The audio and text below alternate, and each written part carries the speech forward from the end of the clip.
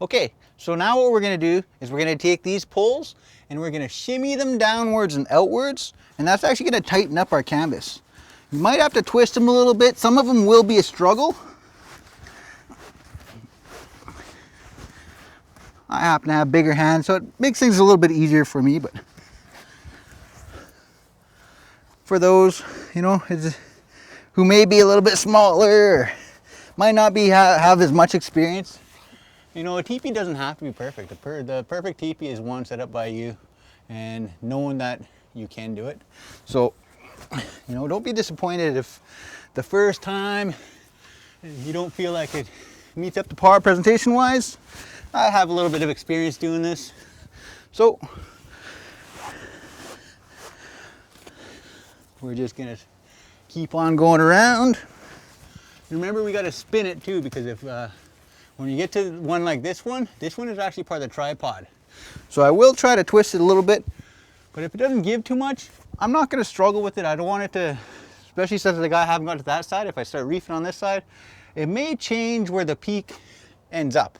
It may be a little lopsided, so we're gonna keep the tripod where it's at for now.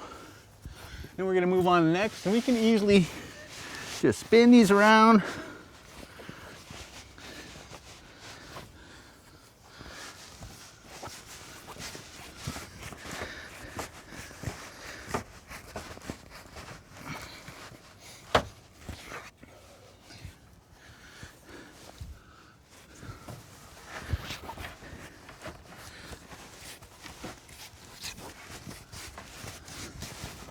Sometimes they get pretty tight, especially if they do have little arches on them.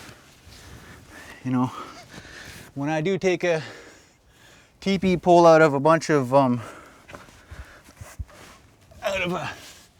area, I got to keep in mind that I've taken it and I want to use it with the purpose that I've taken it down for. So, you know, if it does have a little bit of curves in it, may not have been what I'm looking for, but at the same time it adds character.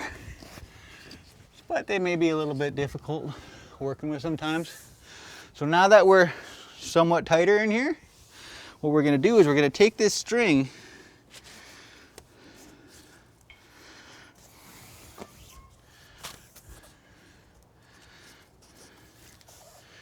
and we're gonna come back around.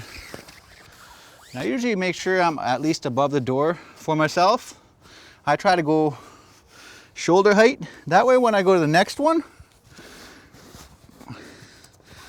I just think shoulder height and it stays pretty even. This kind of works as a secondary bracing.